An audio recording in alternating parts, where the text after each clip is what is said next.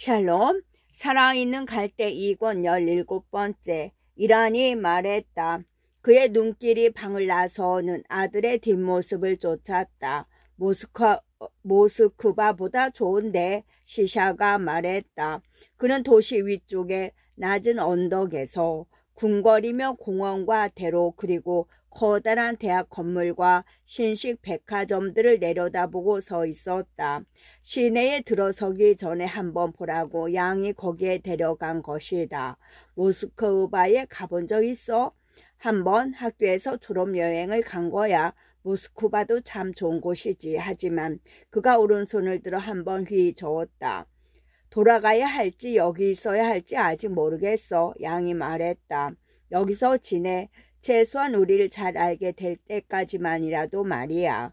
하늘은 밤사이 서풍이 씻어 놓아 말끔했다. 맑은 햇빛 속에 훤히 핀 양의 온화한 얼굴은 내면의 빛을 드러내고 있었다. 사샤로서는 인정하고 싶지 않았지만 찬탄이 절로 나오는 걸 어쩔 수 없었다. 일이 굉장히 바쁜 모양이군. 양이 대답했다. 좀 바쁜 편이지. 미국인 병원에서 인턴 과정을 밟고 있는데 여름이면 끝나. 그래도 비번일 때는 시간 여유가 있지. 기독교 병원? 그래, 선교 병원이야. 형도 기독교 신자야? 질문이 좀 묵뚝뚝했다. 하지만 양의 목소리는 다정스러웠다. 아니, 난 기독교인이 아니야. 그러자 사샤가 잘라 말했다. 종교란 어느 것 없이 다 나빠. 인민의 아편이라고. 양이 침착하게 말했다. 나는 신을 믿어. 자연계에서처럼 법칙이 있는 곳엔 어디고 그 법칙을 부여한 존재가 있을 수밖에 없으니까. 그렇다고 기독교인들처럼 하나님을 수동적으로 받아들이기만 하면 구원받을 수 있다고는 생각하지 않아. 우리는 신의 모범을 따라 살아감으로써 우리 스스로를 구해야 해. 우리 역시 신처럼 되는 거야. 시샤가 어깃장을 놓았다. 무슨 말인지 통 모르겠어. 무엇이 신인지 어떻게 안단 말이야. 신이 있다는 걸 어떻게 알아? 신은 없어. 양은 바로 대답하지 않았다. 다시 입을 열었을 때 그의 목소리에는 온화하면서도 확고한 권위가 실려 있었다. 사샤, 시초에 우리 민족은 대양 숭배자들이었어. 역사에 그렇게 나오는데 그럴듯해. 우리 선조들은 춥고 바람 맞은 중앙아시아에서 왔으니까. 겨울은 길고 높은 산 사이에 끼어있는 길은 계곡이어서 해가 단 몇 시간밖에 비치지 않았겠지. 우리 선조들은 해를 좋아했으니 해를 찾아 동쪽으로 간 것도 당연해. 이렇게 해서 우리나라까지 이른 거야. 하지만 따뜻하고 밝은 것을 바라는 선조들의 열망은, 그러니까 하늘을 향한 선조들의 동경은 여전했어. 선조들은 자애로우면서도 강한 후원자를 꿈꾸었던 거지. 자신들의 힘으로는 가 닿을 수도 없는 먼 곳에 계시는 아버지 같은 존재 말이야. 자신들이 가 닿을 수 없으니까 그 후원자가 자신들에게 온다는 꿈을 꾸게 된 거지. 그가 아들을 보내 인간이 되게 했다는 거야. 세계 어디고 이런 꿈은 있어. 기독교인들이 그런 이야기를 우리나라에 들어오긴 했지만 우리 민족에겐 진작부터 있었던 이야기지. 사실 아들의 탄생 방식은 다양해. 기독교인들은 기적을 통해 동정녀에게서 태어났다고 말하지. 우리 민족에게는 그 아들이 곰과 호랑이 사이에서 태어났다는 전설이 있어. 곰과 호랑이라고? 바위 위에 남아있는 눈을 쓸어내고 앉아있던 사샤가 벌떡 일어서며 하는 말이었다. 그래, 그 때문에 우리 조선 사람들은 산 호랑이를 민족의 상징으로 삼고 있어. 곰은 러시아의 상징이야. 사샤가 목소리를 높였다. 양이 웃었다. 상징 이야기를 너무 확대 해석하지 마. 우리 병원에 오는 어떤 환자들은 호랑이는 신과 아무런 관계도 없는데 우리나라 지도가 앉아있는 호랑이처럼 보이기 때문에 우리 민족이 동물이 된 거라고들 하더군. 또 어떤 사람들은 우리를 건드리지 말고 굴 속에 가만히 내버려 두라는 뜻에서 생긴 이야기라고 해. 호랑이는 공격받지 않는 한 먼저 공격하지 않는 것처럼 우리 민족이 다른 민족을 괴롭히는 일은 없기 때문이지. 사샤는 대꾸하지 않았다. 그는 손깍지를 껴 머리 뒤에 받치고 차가운 바위에 드러누워 자줏빛 하늘을 응시했다. 너무 많은 일이 일어나고 있었다. 그것도 아주 빠르게. 그는 조선인이었기에 러시아인들 사이에 있으면 이방인처럼 느껴졌다. 그런데 이곳에 와 있는 지금 그는 이방인이라는 느낌이 그 어느 때보다 강하게 들었다. 그렇지만 여기 있는 사람들은 그의 가족이었다. 사촌, 아버지, 그리고 구식옷을 입은 한 쌍의 옛날 인형 같은 할아버지와 할머니까지. 너무나 준수한 이 사촌은 보기만 해도 시샘이 일었다. 그러나 성인 같고 시인 같고 학자 같은 그의 태도는 모두가 막연하고 비현실적으로 비쳤다. 어머니를 더 잘 기억하고 있으면 좋으련만. 사샤가 불쑥 말했다. 그분 이야기를 좀 해줘. 양이 말했다. 사샤는 하늘을 빤히 쳐다보며 다시 말했다. 더 잘 기억하고 있어야 하는 건데. 하지만 어머니는 우리 두 사람 먹을 것을 얻으려고 밤낮 일만 하시고 이야기를 많이 하지 않으셨어. 게다가 나는 그때 너무 어려서 지금이라면 묻고 싶은 그런 질문들을 하지 못했어. 어머니는 아마 농민 출신이셨을 거야. 책 읽으시는 걸 못 봤거든. 그런 분이 옥도장은 어떻게 얻으셨는지. 하지만 난 여기 선비 집안에는 어울리지 않는 느낌이야. 양이 몸을 일으키며 말했다. 이제까지는 어울리지 않았다는 말이겠지. 이젠 그만 가. 옷을 사야 하니까. 몇 시간 늦겠다고 해두었지만 곧 병원에 들어가 봐야 돼. 너도 함께 가자. 옷을 사 입은 뒤에. 그러더니 양은 느닷없이 소년처럼 언덕을 뛰어내렸고 사샤도 그 뒤를 따랐다. 닥터 플레인, 제 사촌 동생이에요. 사샤라고. 미국인이 멈춰섰다. 새로 지은 큰 병원의 복도였다.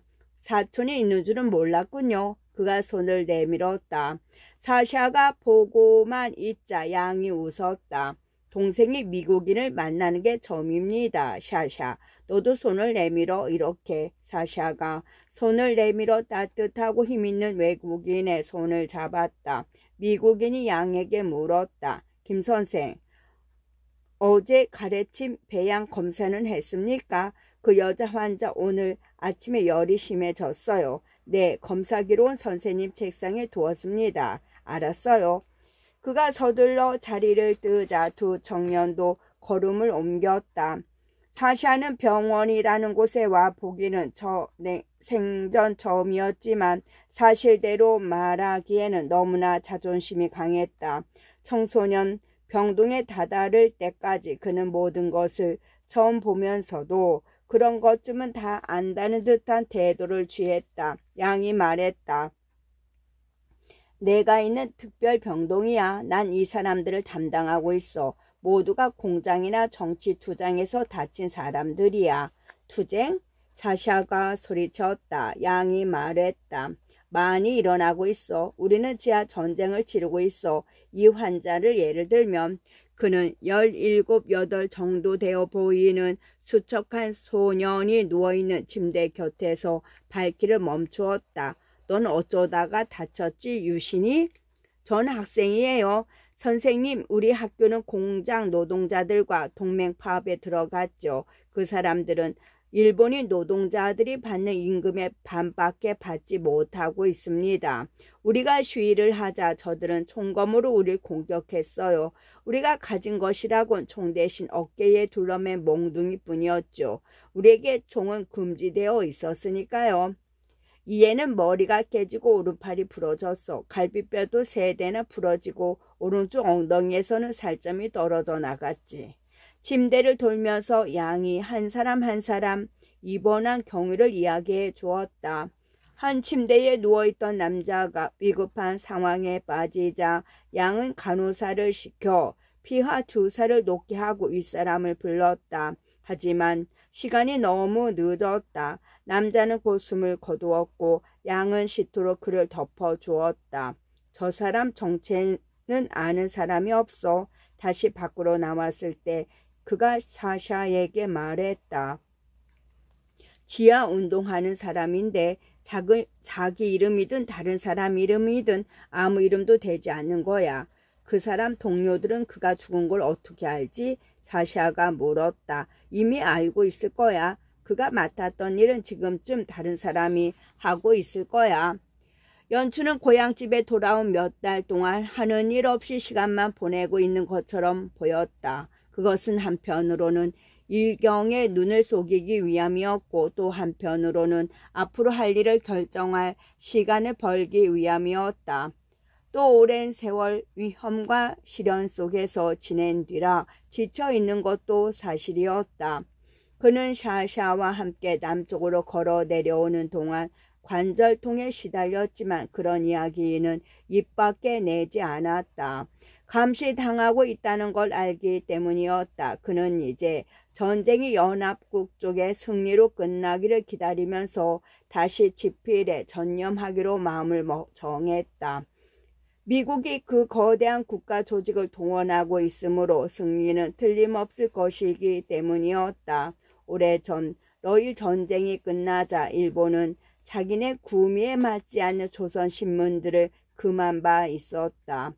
저들이 조선을 합병한 1910년에는 모든 조선 신문이 배관되었다. 그때 지하신문만이 살아남았는데 만세운동 기간에 연추는 그 지하신문에 관여했었다. 합병 10년 후에는 정치 문제를 다루지 않는다는 조건으로 3개의 신문이 허용되었다. 하지만 진주만 복격이 있기 전해에 그 이 신문들마저 배관되었다. 그러니까 현재 조선에는 1인들 것 말고는 아무런 신문도 없는 셈이었다. 그는 서둘러 발간 준비를 했지만 이번에는 신문이 아니라 잡지였다. 이 잡지는 교묘하게 법망을 피해 나갈 것이므로 멍청한 1인들이야 수상한 기미조차 눈치채지 못하겠지만 조선인 식자라면 정보를 얻을 수 있을 것이었다. 그것은 상인이나 공인, 농어민들이 보는 잡지가 아니라 지식인이나 사상가 그리고 앞일을 계획하는 사람들이 볼 잡지였다. 그는 시간을 두고 구상하고 준비할 생각이었다. 조심스레 동지를 선택할 생각이었지만 가족은 아무도 끌어들이지 않을 작정이었다. 연추는 지금 낙향한 선비의 생활을 가장하고 있었다. 공직이나 정치적인 자리에서 물러난 옛사람들이 살던 바로 그런 삶이었다. 그는 양복과 중국식 바지 저고리를 치워버리고 조선의 양반이 입는 흰 두루마기를 입었다. 갓을 쓰고 턱숨을 길러쓰며 좀채 바깥 출입을 하지 않았다. 일하는 그저 기쁠 따름이었다. 그는 방 둘을 연춘이 쓰도록 내주면서 집안 사람들에게 아들을 방해하지 말라고 분부해 두었다. 그러나 순이만은 번번이 지시를 어기고 아들에게 식사와 차를 내갔다. 이 즈음은 형편이 어려워 순이로서는 아들에게 해주고 싶은 맛난 음식을 준비하기가 힘들었지만 곱다니는 수완이 좋아서 시장에 갈 때마다 가져간 돈에 비해 훨씬 많은 음식물을 챙겨왔다.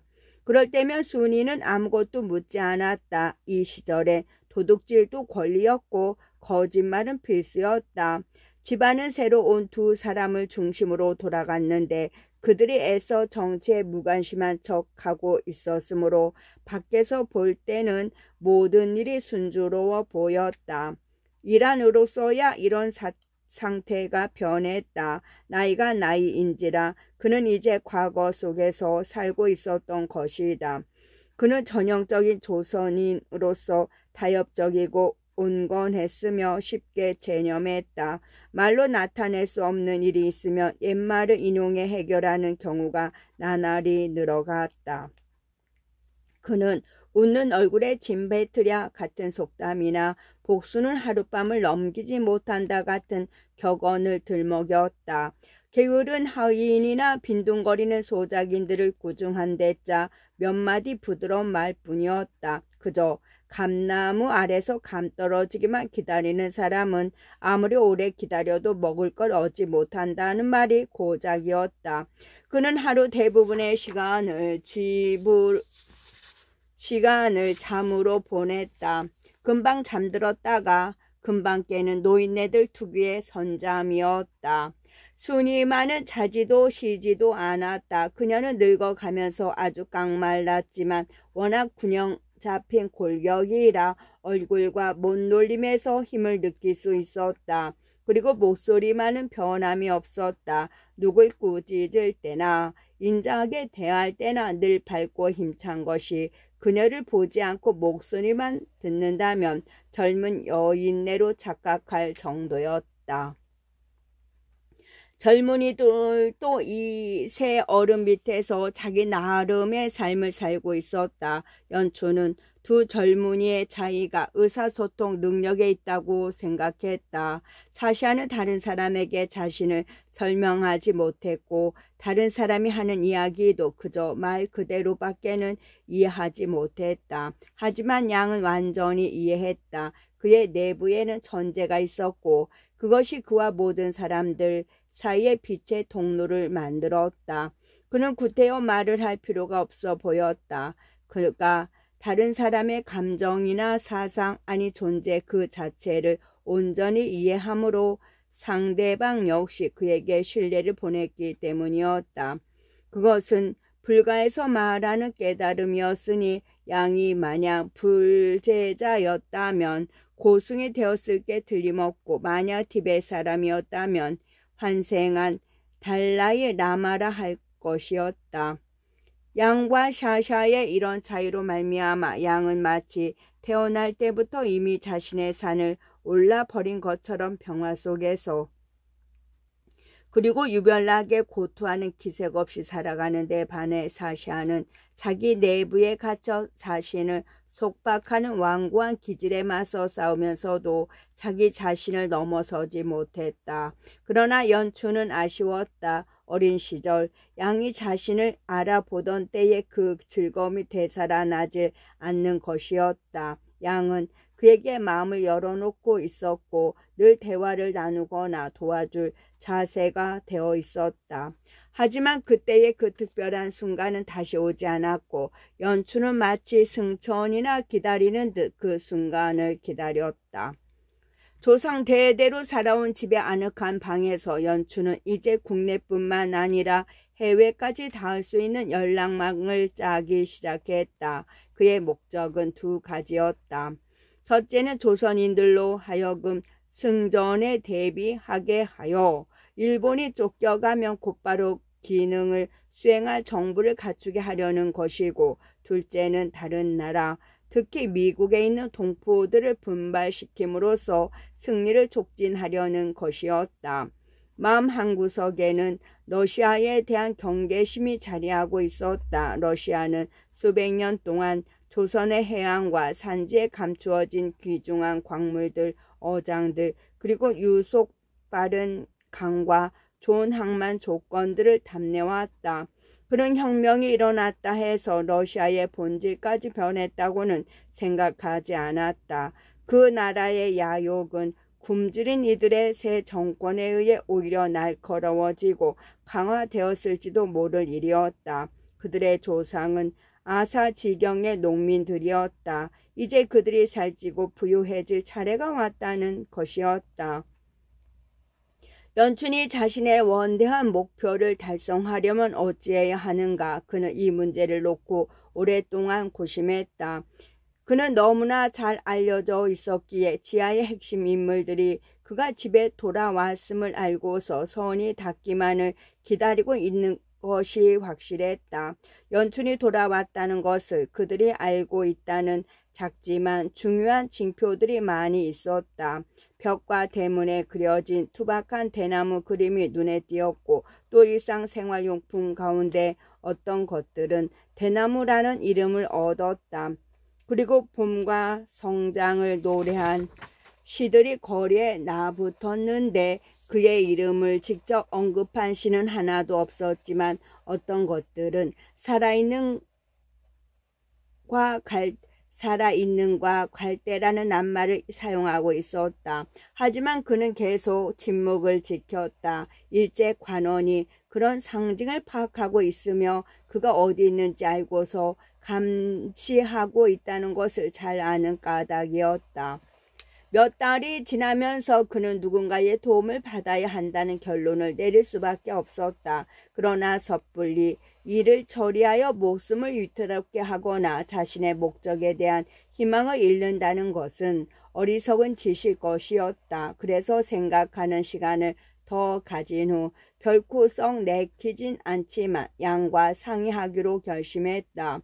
하지만 망설이지 않을 수 없었다. 양을 이 일에 연루시켜 만에 하나 일이 잘못되기라도 하면 자신의 목숨이 늘 위험에 처해 있는 상황에서 곧 가문을 이끌어야만 될 조카까지 위험에 빠뜨릴지 모를 일이었기 때문이다. 그런데 그가 아는 한 양은 정치에는 관심이 없었다. 그는 병원과 환자들에 푹 빠져 있는 것처럼 보였다. 그는 동포들에게 하듯 1인에게도 거리낌 없이 인사하고 유창한 일본어로 이야기하면서 자유로이 내왕했다. 1인 환자들 가운데는 조선인 의사를 신뢰하지 않으면서도 양만은 믿는 이들이 많았다. 그는 경성에 있는 일본인 대학을 우수한 성적으로 졸업했지만 일본에는 한 번도 가지 않았으며 초청이라도 오면 무척 바빠서 지금은 안 되고 인턴 과정을 마쳤을 때나 한번 가겠노라고 답하는 것이었다. 미국인 의사와는 완벽한 영어를 구사하면서 따뜻한 애정을 갖고 함께 일하는 모습이 꼭 부자간 같았다. 연초는 그의 이러한 격이 없는 태도를 보고서 몇 주 동안이나 양에게 다가가기를 주저했다. 모든 사람의 사랑을 받는 아이를 진정으로 신뢰할 수 있는가? 그 속마음은 누가 알겠는가? 연초는 밤이면 가진 의문에 쌓였지만 아침에 다시 양의 가식 없는 얼굴과 밝고 믿음직스러운 목소리, 특히 그의 웃음소리를 듣고 나면 그를 다시 믿게 되는 것이었다. 마침내 도움이 필요한 어쩔 수 없는 상황에서 그는 말을 하지 않으면 안 되겠다고 결심했다. 그는 적절한 기회를 기다렸다. 그 기회가 찾아온 것은 미국이 잠전하고 2년째 되는 겨울 어느 날 밤이었다. 연로한 부모는 감기 기운이 있어 일찍 잠자리에 들었고 샤샤는 하루 종일 시내에 나갔다가 아직 돌아오지 않고 있었다. 마음의 안정을 찾지 못하고 밖에서 지내는 일이 종종 있었으므로 아마 오늘도 돌아오지 않을 것이었다. 양은 그날 밤 비번이었다. 연추는 이 모든 사정을 감안하여 저녁 식사가 끝나는 대로 속마음을 털어놓기로 마음먹었다. 조언이 필요하다. 곱다니가 상을 물린 다음 찻잔을 다시 채우고 나가자 연춘이 말했다. 그 말을 듣고 양이 웃으며 말했다. 큰아버님도 무슨 그런 말씀을. 아니다. 내 너무 오래 고국을 떠나 있어서 더는 빈둥거리고 있을 수 없구나. 연추는 생각하고 있던 두 가지 계획을 간략히 설명하고 나서 말을 이었다. 내가 해외에 우리 동포들과 연락을 갖기는 그리 어려운 일이 아니다. 그곳 지도자들은 모두 알고 있으니까. 그 중에서도 가장 중요한 인사들은 미국에 있고 그 다음은 중국이야. 미국에 있는 사람들은 미국 내 여론을 형성하고 미국 정부를 설득하여 우리가 독립할 권리를 인정하게 하고 우리들이 자치 능력이 있음을 인식시켜야 한다. 우리 임시정부는 지금도 건재하고 그 지도자들은 지금 미국에 있어. 우리는 그분들을 통해 활동해야 해. 여기 있는 우리들이 할 일은 두 나라에 있는 그분들에게 무슨 일이 벌어지고 있는지 알리는 것이야. 또 그분들도 우리에게 계속 연락을 취하여 함께 나아감으로써 미국이 승전하여 우리나라 해안에 상륙하는 순간 우리가 조국을 되찾을 수 있게 대비하도록 도와야 해.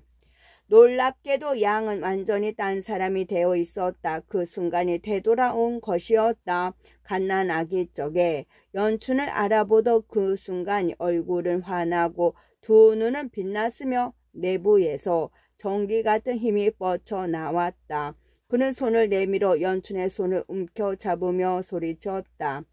전 큰아버님이 돌아오셨을 때부터 기다리고 있었습니다. 말씀하시지 않을까봐 걱정했는데 언젠가는 하시리라는 걸 알고 있었습니다. 그러시지 않으면 안 되니까요.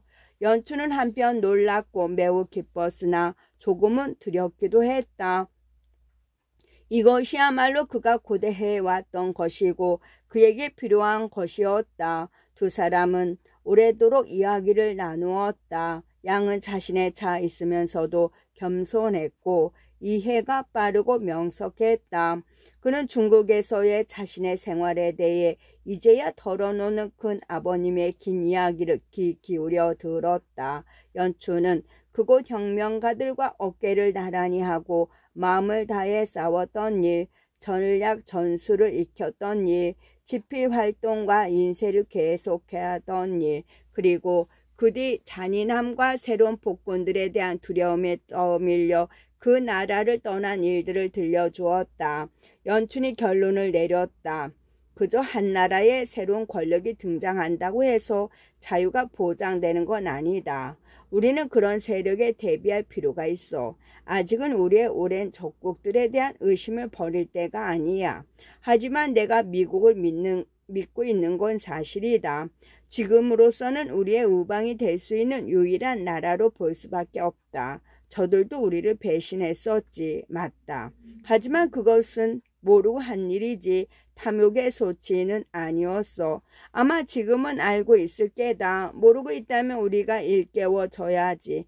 바로 이것이 우리 동포들이 해야 할 일이다. 저들을 일깨워서 전쟁에서 이겼을 때 자신들이 어떻게 해야 하는지를 알게 해야 한다는 말이다. 과거는 잊자꾸나. 모든 나라 가운데 미국만이 우리 땅을 강점하지 않았고 우리를 지배하려 들지도 않았다는 사실만 기억하자. 나는 그 나라 선교사들을 잊지 않고 있다. 나는 기독교인도 아니고 종교에 대해서는 회의적이다마는 그 사람들은 병원과 학교를 세웠고 우리의 친구가 되어 주었어. 선교사들 말이다. 선교사들은 우리를 대변해 주었지. 그것이 받아들여지지 않는 것은 그 사람들 잘못이 아니야. 각국 정부가 귀먹고 눈 먼 거지. 그런 점에서 나는 미국인들을 인정한다. 그들이 우리의 유일한 희망이야. 옛날 네 할아버지께서 바로 이런 말씀을 하셨을 적엔 심하게 반발했었지. 지금은 그렇지 않아. 실망했을 뿐이야.